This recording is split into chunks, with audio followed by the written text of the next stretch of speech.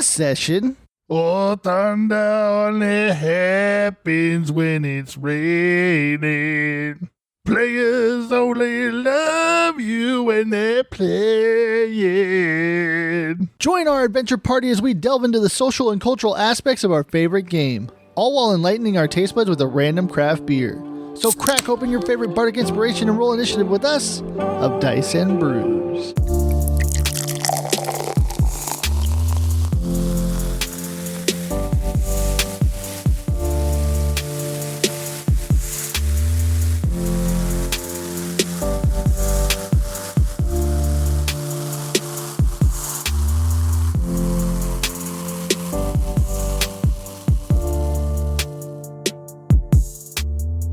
Greetings, fellow adventurers. It's Ben, also known as the Forever DM, back with another session of Dice and Brews.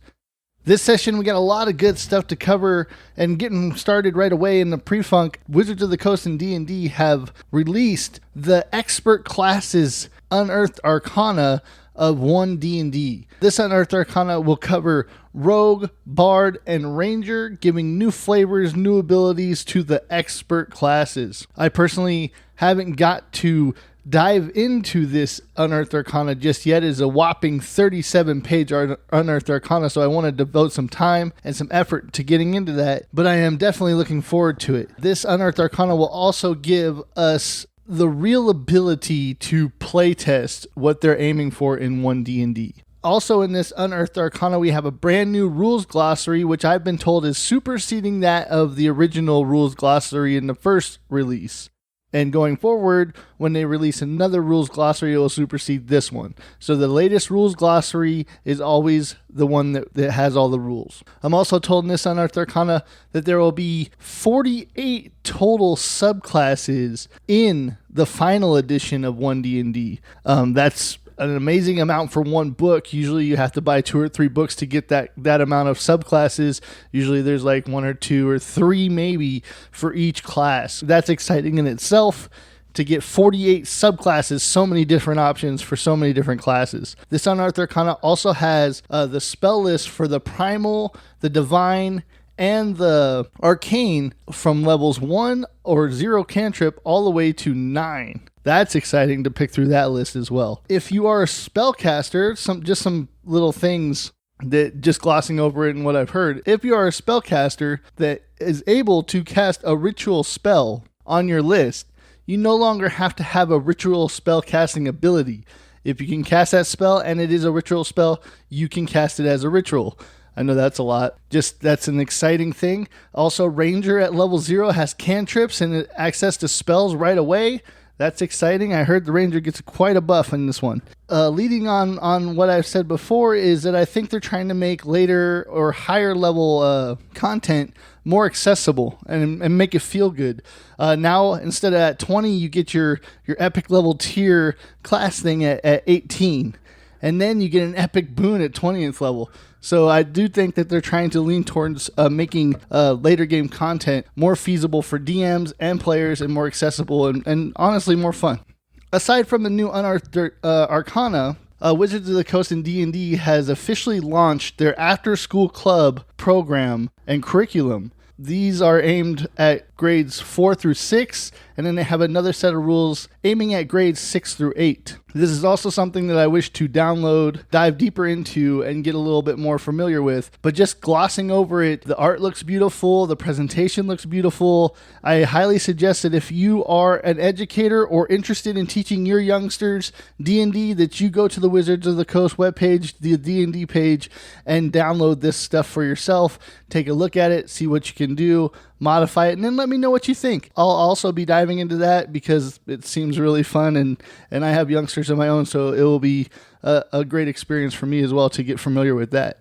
All right, and lastly on the pre-funk, I have an announcement to make on of Dice and Brews that Monsters and Minis, a strictly YouTube show that has been in the works for a little over 2 years now, will finally be coming to fruition this month in October. I'm going to make the first episode. We're going to see how it goes. I aim to make these 1 per month, but if the demand is there and I enjoy the content and what I'm putting out, I'll probably make more. This is going to focus on giving life and running the monsters of your campaign. Also by me 3D printing miniatures and painting them up, slapping some paint on them real quick. I am by no means a professional painter, so this is going to be a quick, easy paint job that makes it look and feel finished. Nobody likes it when you put monsters on your table, especially DMs. Players don't mind it too much, but it's so much more immersive when you can put monsters on your table that have color on them and not just plastic or resin. So I'll be 3D printing my own monsters, giving you monster stats to a certain point, and telling you how your monsters should be handled and run, and maybe a kind of an encounter situation. Like I said, this is just a quick and easy tutorial on how to slap 2 or 3 colors on your monsters, and then tell you how to run them in an organic type fashion and in a narrative type fashion as well. These aren't going to be very long videos, so don't look for like 25 to 30 minute runtime. Probably going to lean on that 12 to 15 minute sweet spot as a YouTube video. So go over to YouTube and subscribe to Dice and Brews now and be on the lookout for these videos. Also, subscribe now, because when we hit that 500 subscribers mark, I will be giving away a Mimic Dice Tower that I've been advertising on Twitter. I'm doing one of these for Twitter. I'm doing one of these for YouTube. I'm doing one of these for Instagram. Go hit me up on those platforms and help me achieve my subscriber and follower goal so I can give you guys a chance to win these awesome dice towers. And then be on the lookout for more giveaways. We're going to try to do a giveaway every month. I hope you guys help me in fulfilling these goals that I have for the channel and for our podcast. And with that being said and all the announcements, it's a juicy episode today. We're going to talk about how to be a better player, give you a little bit of advice, and just give you some tips and tricks and some advice on how to be a better player and how to prepare yourself for your game. With that being said, what's on tap today?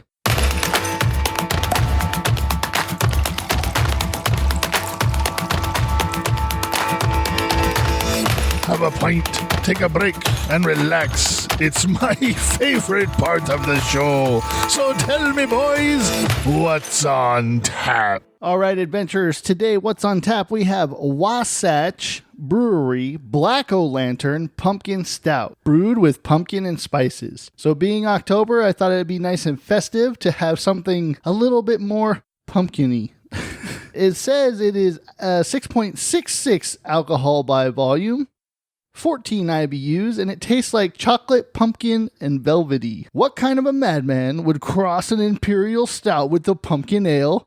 Our brewers. As it turns out, this rich, chocolatey Frankenbrew is dried, spiced, and scary good. Boo! So that's Wasatch Brewery out of Salt Lake City, Utah, established in 1986. We drink our share and we sell the rest. That's their motto. All right, so I'm going to crack this open and we're going to see what we're working with. Right off the bat, it smells very chocolatey.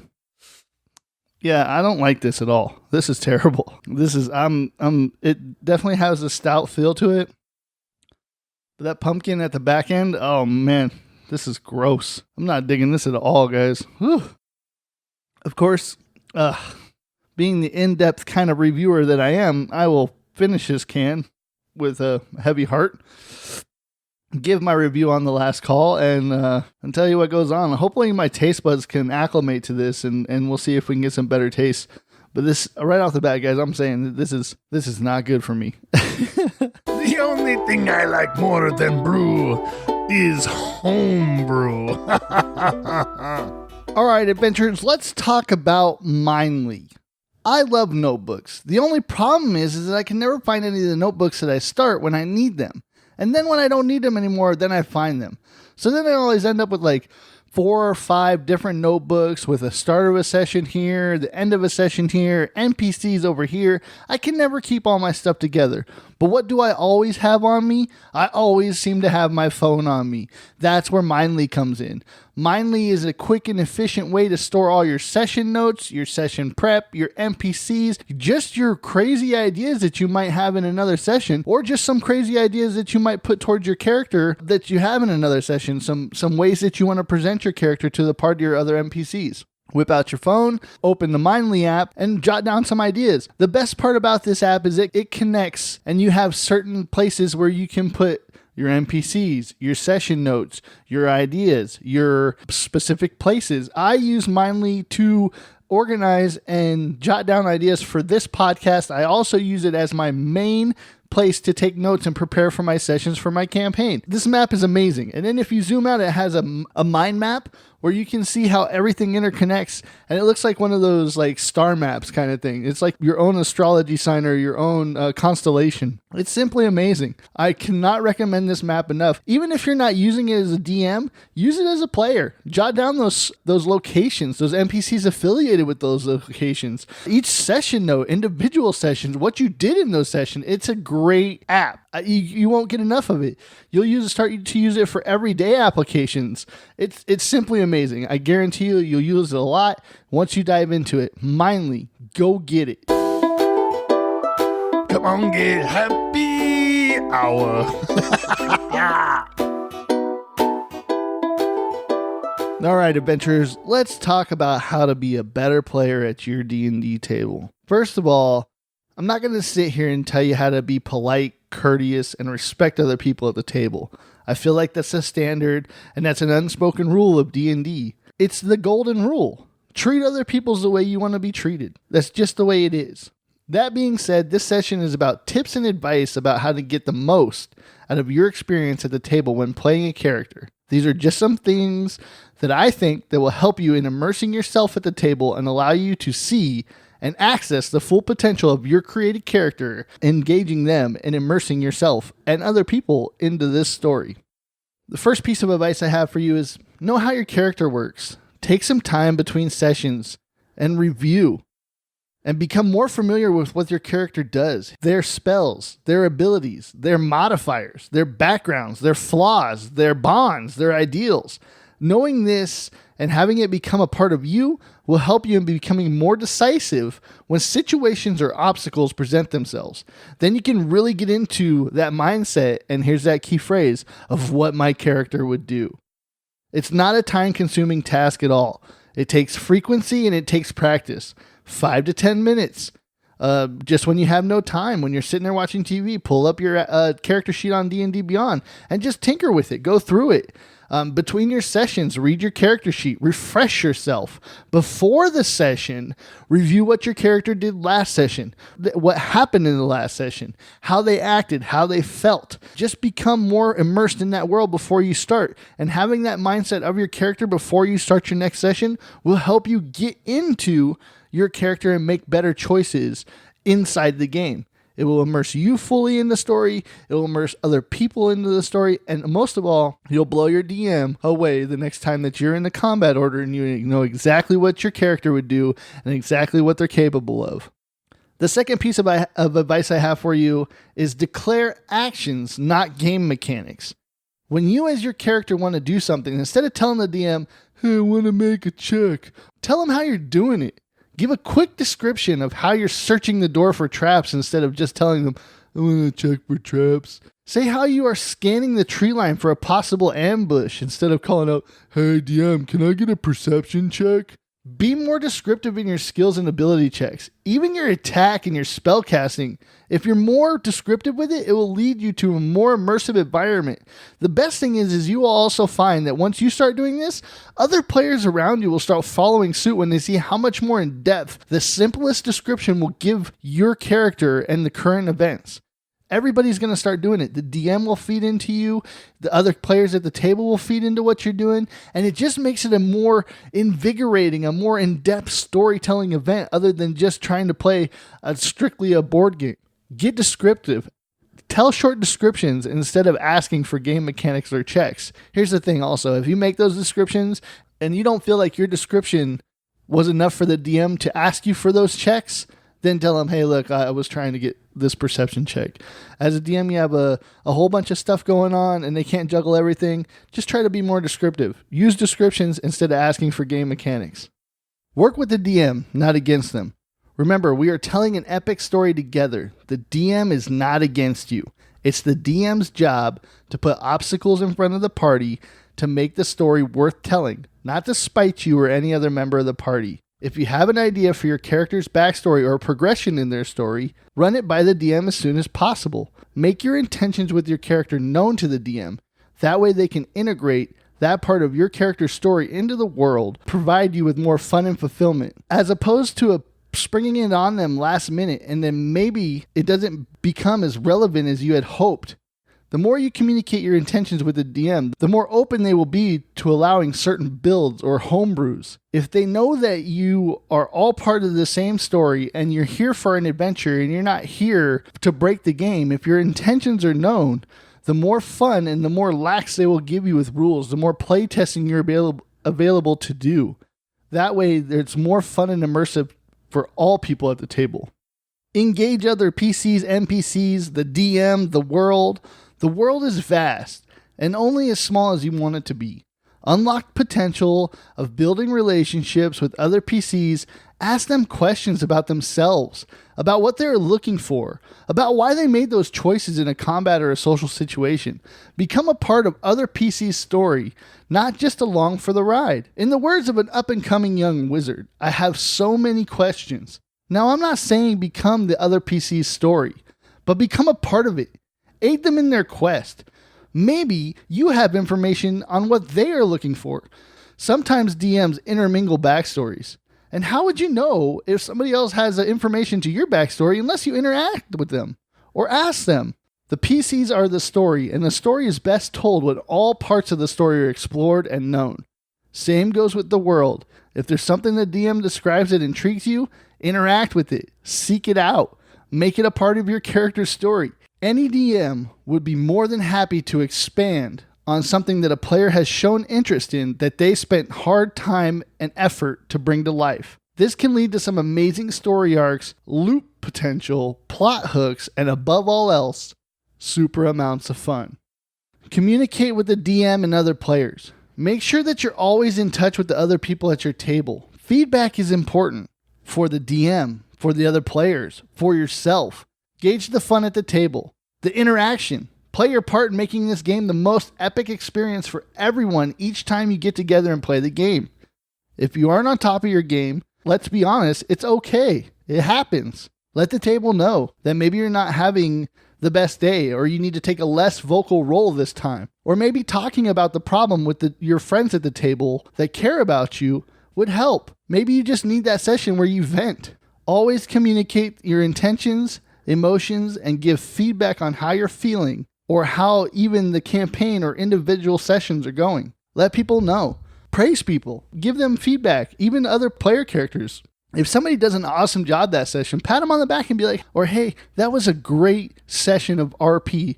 I really liked what you did here. I feel like I got to know your character a little bit more. Even the DM, they worked so hard to bring this world to life for us. Tell them that encounter was amazing. I really liked what you did with this big bad evil guy. Or, oh my God, those minions were super tough. That whole environment, the music that you put behind it, feedback is important. Or tell them otherwise. Look, I feel like this session fell on deaf ears because we couldn't hold the attention of the group. I think we really need to hone it in a little bit, and you need to be a little bit more strict at the table about getting everybody's attention. Give them feedback. Give other people feedback, even if it's negative. Everybody should know that this is not an attack on an individual person. This is all to help the game flow smoothly and everybody to get the most out of it. All right, and this is the last piece of advice I have for you, and this is a big one. Accept failure. Not all the things you want to accomplish in this game will be successful. And you know why? Because of those little shapes that we are all so fond of. Yes, you know the ones. And I would have got away with it too if it wasn't for those pesky dice. Oh, the dice.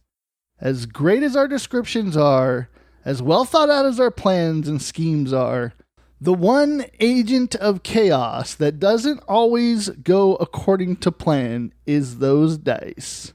But guess what? That doesn't mean that all hope is lost. That doesn't mean that everything is trash now. That means a new door opens, and now you have to find another way to achieve success. Accept the failure. Use it to tell a better story. Because often, those are the failures that make the best table memories and stories that you will tell from years to come. Embrace the fail.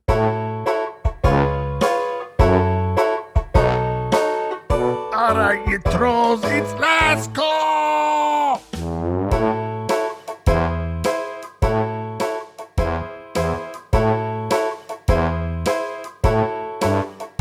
Alright, adventurers, we're back with the last call, and we were reviewing Wasatch Brewery Black Old Lantern Pumpkin Stout.